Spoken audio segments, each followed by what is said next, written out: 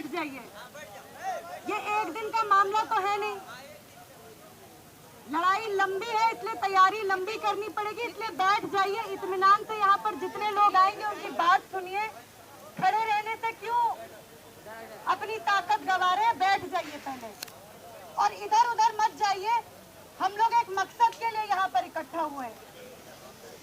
गरम रोला मजदूर एकता समिति के बैनर तले आज वजीरपुर के तमाम मजदूर जो यहाँ इकट्ठा हुए हैं, उनके इस संघर्ष को बिगुल मजदूर दस्ता की तरफ से मैं समर्थन देती हूँ। और अपने संगठन की तरफ से हम लोग आपको आश्वासन दिलाते हैं कि आने वाले हर संघर्ष में, आने वाली हर हड़ताल में, आने वाले हर दिन में हमारे साथी आपके बीच में मौजूद रहेंगे और जैसे भी संभव होगा आपकी हम लोग सहायता करेंगे।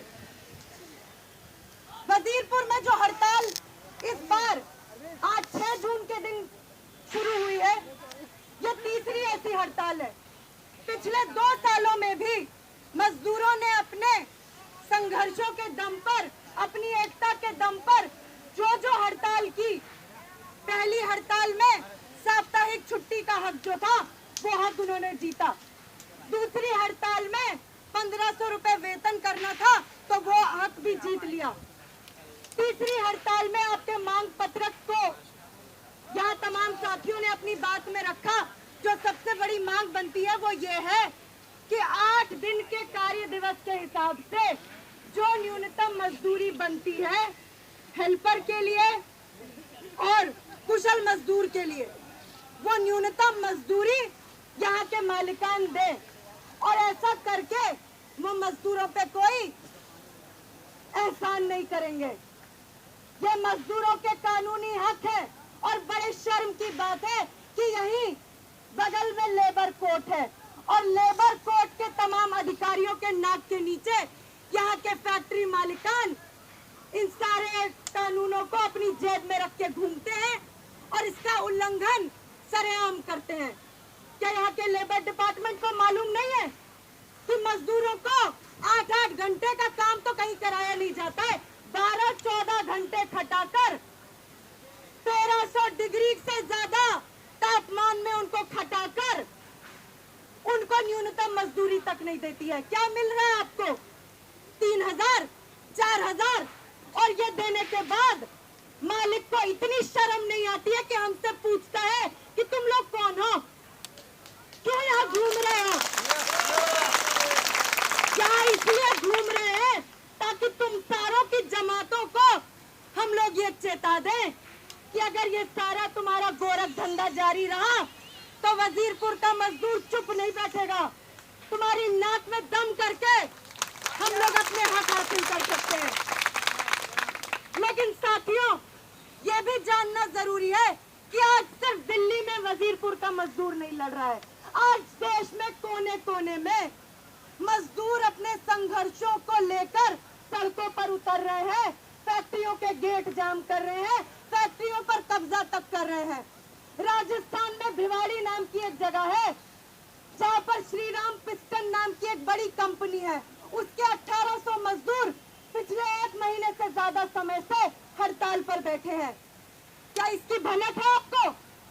नहीं है। क्यों नहीं है? क्योंकि ये सारी मीडिया, ये सारे अखबार, ये सारे टीवी चैनल इसको कहीं पर नहीं देते हैं। ये कहीं नहीं आती है खबर। आज का है सारा मीडिया।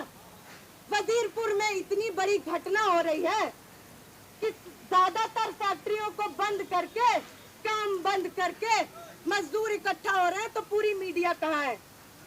कहाँ है मीडिया? इनको क्या याद आता है?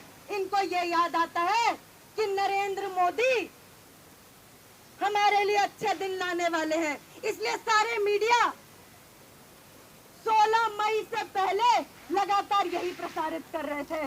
जहां जहां मजदूर लड़ रहे थे, ये वही वक्त था जब भिवाड़ी के अपने भाई, भिवाड़ी के अपने साथी हड़ताल पर बैठे थे और उनको राजस्थान पुलिस ने, फैक्ट्री के मालिकान के गुंडों ने गोलियों से भूनने की कोशिश की, तब भी वो पीछे नहीं हटे। वो मजदूर इस वक्त भी लड़ रहे हैं। और भिवाड़ी में ही क्यों, देश के कोने में आज मजदूर अपने हकों के लिए लड़ रहे हैं। लेकिन ये भी कोई नई बात नहीं है। जिस दिन से मजदूर वर्ग अस्तित्व में आया है, यानी कि जिस दिन से पहला मजदूर खटने के लिए, अपनी मेहनत बेचने के लिए जिस दिन से मजबूर हुआ, उसी दिन से मजदूरों के संघर्ष भी शुरू हुए। क्योंकि जहां शोषण होगा वहां पर उसका जवाब देने के लिए मजदूरों ने अपनी एका को, अपनी यूनियनों को बनाना शुरू कर दिया। तो इसलिए जब आज वजीरपुर के मजदूर यहाँ इकट्ठा हुए हैं तो अपने पूर्वजों के इतिहास को ही दोहरा रहे हैं। इसलिए मजदूरों को यह भी जानने की जरूरत है कि हमारे पूर्वजों ने कहां कहां क्या क्या लड़ाइयां लड़ी और हमारे आज के भाई और बहनें कहां कहां क्या क्या लड़ाइयां लड़ रहे हैं। इससे हौसला मिलता है, इससे यह पता चलता है कि मजदूर वर्ग अकेला नहीं है। आज हमारे सामने सबसे बड़ी जो चुनौती है वो ये है कि फैक्ट्रियों के मालिक अलग अलग फैक्ट्रियों में, किसी फैक्ट्री में 50 मजदूर रखते, किसी फैक्ट्री में 100 मजदूर रखते, फैक्ट्री के आधार पर मजदूरों को तोड़ रहे हैं।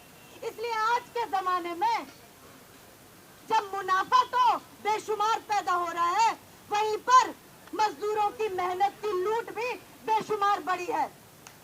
अलग अलग फैक्ट्रियों में मालिक बोलता है कि देखो तुम्हारी इस फैक्ट्री का काम देखो, इस फैक्ट्री से तुम्हारा मतलब है, यहाँ के संघर्ष में तुमको लड़ने वड़ने की जरूरत नहीं है, अगले साल तुम्हारा बढ़ा देंगे तनख्वाह, थोड़ा सा 100-200 रुपए बढ़ा देंगे, तुम चुप रहो, जहाँ तुम्हारे भाई बहनें लड़ रहे हैं वहां पर शामिल मत हो।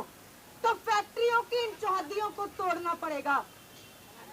ये क्या जो आप मांगे उठा रहे हैं कि न्यूनतम मजदूरी मिले, 8 घंटे का काम का दिन हो, ESI PF मिले, बोनस मिले, सुरक्षा के पुख्ता इंतजाम हो, क्या ये सिर्फ गरम रोला के मजदूरों की मांगे है? नहीं, ये सारी मांगे वजीरपुर में काम करने वाले एक एक मजदूर की है। चाहे वो ठंडे रोले का हो, चाहे तेजाब का हो, चाहे पॉलिश का हो, ये सबकी मांगे एक है। इसलिए पूरे इलाके के आधार पर अपनी एकजुटता को कायम करना होगा। ये हमारी फौरी मांग है, ये हमारी लड़ाई का फौरी कदम है, ये आज का कदम है कि अपने संघर्ष को हम लोगों को तोड़ने नहीं देना है। क्योंकि मालिक तो गरम रोला, ठंडा रोला, ये फैक्ट्री, वो फैक्ट्री, कैजुअल और परमानेंट, इसके आधार पे मजदूरों को अलग कर रहा है। तो क्या हम अलग हो जाए? नहीं, ना तो हेल्पर और ना ही परमानेंट मजदूर अलग होगा, ना एक फैक्ट्री का मजदूर दूसरी फैक्ट्री के मजदूर से अलग होगा, और ना एक पेशे का मजदूर दूसरे पेशे के मजदूर से अलग होगा। इसलिए पूरे वजीरपुर के कारखाना मजदूरों की जो मांगे बनती हैं, उनको आज एक जगह पर लाने की जरूरत है और उसी के दम पर हम लोग आने वाले संघर्षों को जीत सकते हैं। ये आज पहला दिन है और आज हमने जितनी जगह पर काम रोका, ये भी हम लोगों को अगर अपनी पीठ थपथपानी है तो हम लोग थपथपा सकते हैं।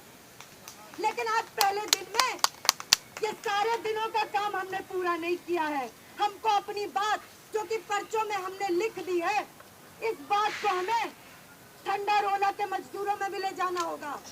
हो सकता है कि कुछ मजदूर वहां से भी शामिल हुए हों, तेजाब की फैक्ट्री के, पॉलिश की फैक्ट्री के, यहाँ तक कि जो ठेले पर ढोने वाले मजदूर हैं, उनके बीच में भी हम लोगों को इस बात को ले जाना होगा कि जब मजदूरों की जात एक है, वो जात, वो धर्म एक है, ना हिंदू ना मुसलमान, ना ऊंची जात ना नीची जात। हमारी जात क्या है, हमारा मजहब क्या है कि हम मजदूर वर्ग से हैं, कि हम लोग खटते हैं, पिसते हैं और तिजोरियों में बंद करके हमारी मेहनत को ये पैसों में ढालते हैं मालिक।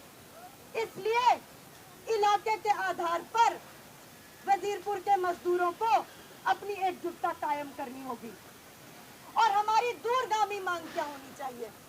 साथियों, मजदूर वर्ग के लिए संघर्ष करना, मजदूर वर्ग के लिए लड़ाई लड़ना, हड़ताल करना, काम बंद कर देना, ये सांस लेने जाता है।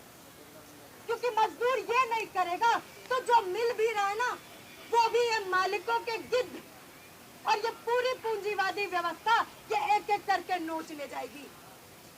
इसलिए इस व्यवस्था के खिलाफ, जिसको कहते हैं ना अपना बैरिकेड खड़ा करना, जब मजदूर लड़ता है तो पुलिस वाले बैरिकेड खड़े करते हैं ना, तो व्यवस्था के खिलाफ अपने बैरिकेड मजदूर वर्ग यूनियनें बनाकर, यूनियनों के तहत संघर्ष लड़कर, हड़ताल कर कर, स्ट्राइक कर कर, ये तो करता ही है। लेकिन क्या ये सब कर लेने से हमारे जिंदगी के हालात बदल जाएंगे? आप देखिए, आज से 20 साल पहले जिन हालातों में जी रहे थे, चाहे देश ने कितनी तरक्की कर ली हो, चाहे भारत का कितना उदय हो गया हो और इंडिया कितना चमक रहा हो, हमारे आपको क्या मिला? कुछ नहीं मिला। और जो ये नए ढोंगी आ गए हैं कि भैया अच्छे दिन आने वाले हैं, और हमारे एक साथी ने कहा कि मोदी साहब को जनता का सपोर्ट मिला, जनता का समर्थन मिला। नहीं, जनता का समर्थन कहाँ मिला? जनता का समर्थन मिला होता तब तो कोई बात भी थी। 37,000 करोड़ रुपए का खर्चा करके ये चुनाव मोदी महाशय जीत गए, और ये भ्रम फैलाकर कि अब अच्छे दिन आने वाले हैं। ये अच्छे दिन किसके आएंगे? ये अच्छे दिन इन फैक्ट्रियों के मालिकों के आएंगे। ये अच्छे दिन तमाम चुनावी पार्टियों के दलों के आएंगे। ये अच्छे दिन बड़े बड़े कॉर्पोरेट घरानों पे आएंगे। हमारे आपके अच्छे दिन नहीं आए हैं। हमारे आपके अच्छे दिन तभी आएंगे जब मजदूरों का राज कायम होगा। जब हम इनकलाब जिंदाबाद का नारा लगाते हैं तो इसका क्या मतलब होता है? इसका मतलब ये नहीं होता है कि एक हड़ताल का संघर्ष जिंदाबाद। इसका मतलब ये होता है कि पूरी राज्य व्यवस्था को, यानी कि उत्पादन, जिन फैक्ट्रियों में हम काम करते हैं, से लेकर राजकाज की हर जिम्मेदारी मजदूर वर्ग को अपने हाथ में लेनी पड़ेगी। तभी मजदूरों के अच्छे दिन आएंगे। उससे पहले कोई भी लड़ाई हमारी लंबी लड़ाई का एक हिस्सा ही हो सकती है। लंबी लड़ाई और हमारा असली मकसद मजदूरों का राज खड़ा करना है। क्योंकि इस गफलत में जो रहेगा कि भत्ते की लड़ाई लड़ते लड़ते हमारे दिन सुधर जाएंगे और हमारे बच्चों को अच्छे स्कूल की पढ़ाई मिलेगी, अच्छी चिकित्सा मिलेगी और अच्छा घर रहने को मिलेगा और खाने को अच्छा खाना मिलेगा। तो ये गलतफहमी में मत जिए।